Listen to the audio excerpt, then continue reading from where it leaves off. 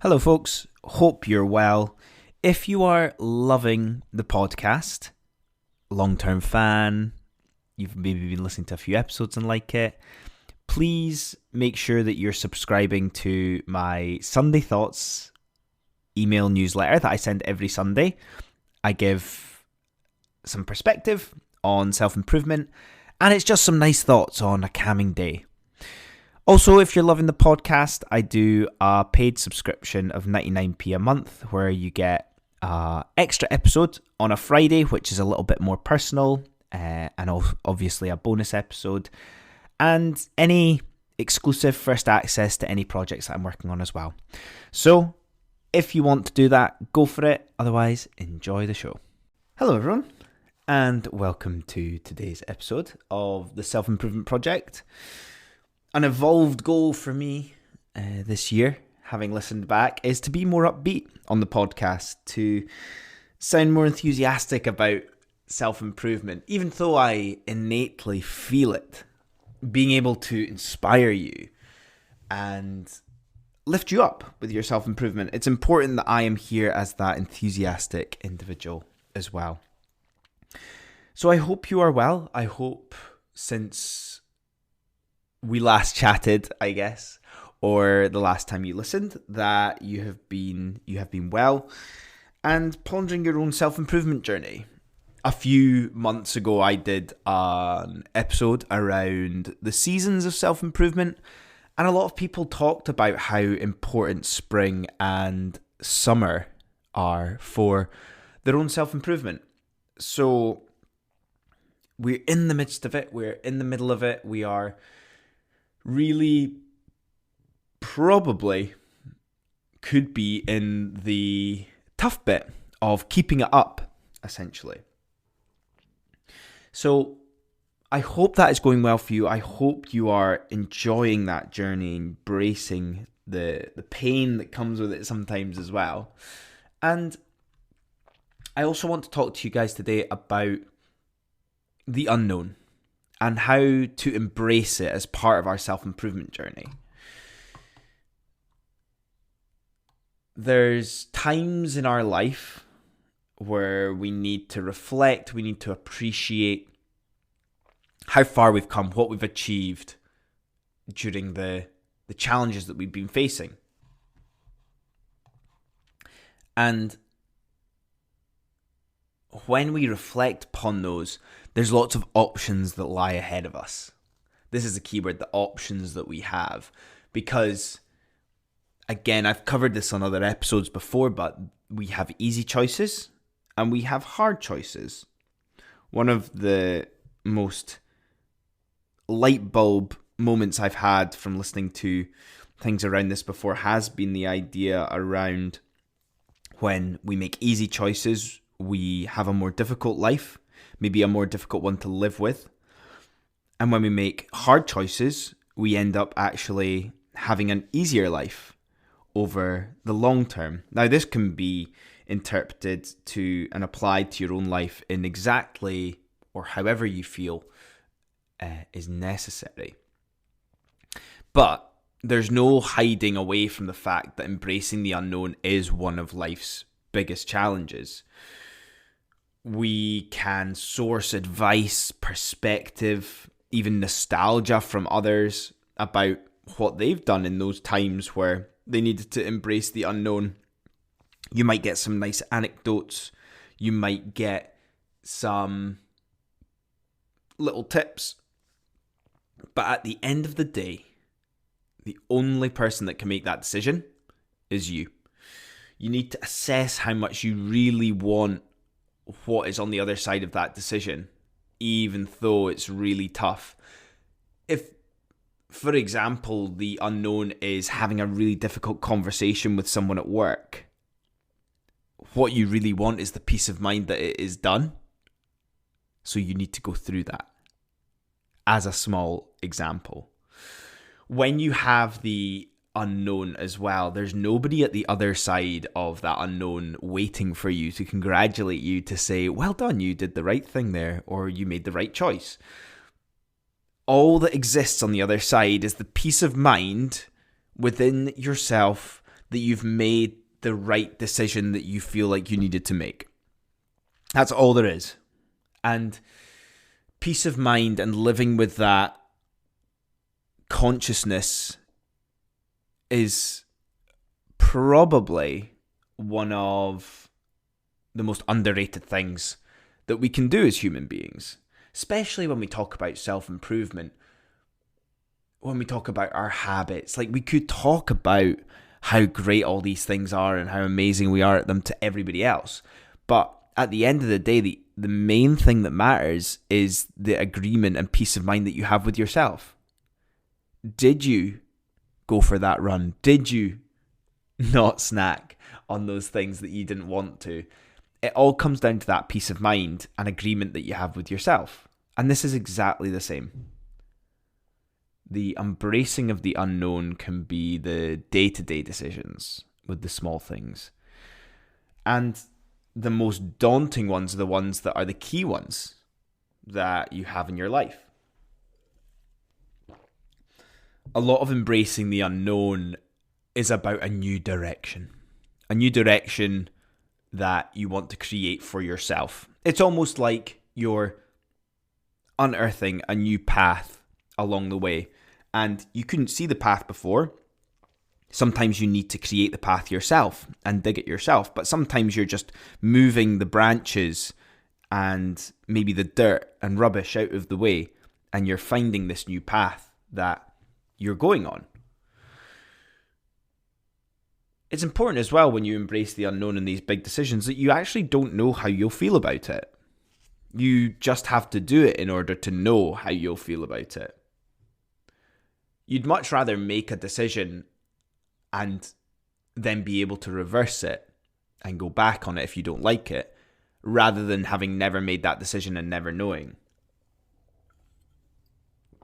One thing that I find imperative during these times as well is that having a supportive network around you is pivotal for lifting you up. They won't be able to give you the answers, but they'll be able to reassure you that everything will be okay. A wee story for you. I made this jump in 2018 myself, embracing the unknown, when we moved cities and I left a very secure job. For reasons that only matter to me, I needed to do this. But there was the unknown. And embracing that was so important for the direction that my life was going to go in.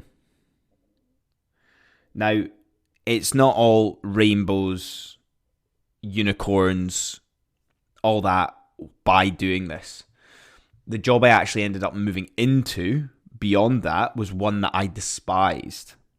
But in the long term, it led me on to better things. I needed to embrace the pain that gave as a sacrifice for embracing the unknown. Embracing the unknown is not going to be everything is fine. That's an important thing to acknowledge. You will go through a few storms along the way. But like everything, a lot of this is trade-offs. The way that I didn't like my job that I moved into wasn't the reason that, or wasn't the main thing that was motivating me. At that time, we needed to move for lifestyle, trying something new, getting out of our comfort zone, which really lit me up. And looking back now, I'm so glad that I went through all of that. And I went through not just the joy of the lifestyle, but the pain of the job and career. And this is like everything. We have trade-offs. At this moment in time, those were my trade-offs. I now have different trade-offs. Before that, I had different trade-offs. And you will have trade-offs as well with whatever you do. I think it's important as well to always acknowledge that even though they might let on that they have everything sorted, nobody has everything as much as they let on when it comes to these trade-offs. There's always pain. There's always something people wish they had more of. So I think it's important that when you feel like that, there is this safety that we feel, oh, but you might be jealous of someone else, or that would be a silly thing to do because of what someone else has let on that they have. So those trade-offs are an important part. But in reflection, I am a stronger version of myself, as is everybody that goes through embracing the unknown.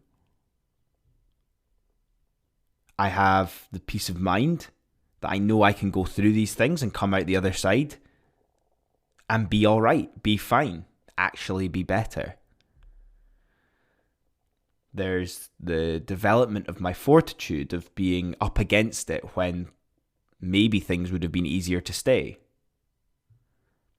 And also the benefit of adventure, novelty, variety of life can literally make you feel more alive. An idea that I've heard as well in these moments that can help, rest assured, is genuinely thinking of what would be the worst case scenario if I did this, and actually writing out all of the pros, the cons, all the things that could happen, and really focusing. This is obviously not the way that I go or my outlook, but in this particular exercise, to really focus on the negatives. What is the ultimate worst thing that could happen here if I do this? And the interesting thing is it actually alleviates a bit of the pressure. It alleviates a bit of the perspective that you've maybe built up around how scary this could be. It lightens that load. And I think it's always important that even when these things don't go our way, you are a strong individual. You develop this fortitude, as I talk about, the resilience and perseverance of someone that really wants to live. You're able to deal with whatever comes your way. You might have gone through this already, and you will go through it again in the future. But I want you to think about today about how this makes you a better version of yourself. This episode is not about the common self-improvement side of things. It's fixing our habits, fixing our diet. This is about life experience as self-improvement, making you a better version of yourself. So if you want to write to me with any ideas, stories, anecdotes that you feel would help, I would love to share them. Only if you want me to as well, but even if it's just I would love to hear some interesting stories and anecdotes around how this has benefited you as well. So, guys, thank you so much for listening today. I hope you all have a wonderful time until I speak to you next. And I'll see you all next time. Cheers. Hello, everyone. Quick one from me before we get started today. One of the reasons you might be listening to this podcast is because you feel slightly lost or a bit stuck in life right now. Over the last 18 months, I've been building a self-led ebook course for you based upon overcoming this feeling. It might be that you're frustrated that you're on this hedonic treadmill of life, despite the fact that you've been working on yourself for a while. And with the experience should come solutions. Or simply put, you're just not where you thought you'd be at this point of your life. And this makes you unhappy. Well, this is where it all changes for you. You take control of what you can whilst enjoying the inevitable ups and downs of life, with the peace of mind that you're doing everything you can to work towards what matters to you. I can remember feeling lost and stuck in jobs and with life in general. All the self-development content out there telling you how to become successful when all you really need to do is find out what success means to you. So, start with this course I've created for you. 30 days of you taking the time to focus on yourself. Not rushing, not living up to anyone else's expectations. Just you getting closer to who you want to become and the life you want to live. Check it out in the show notes and enjoy the show.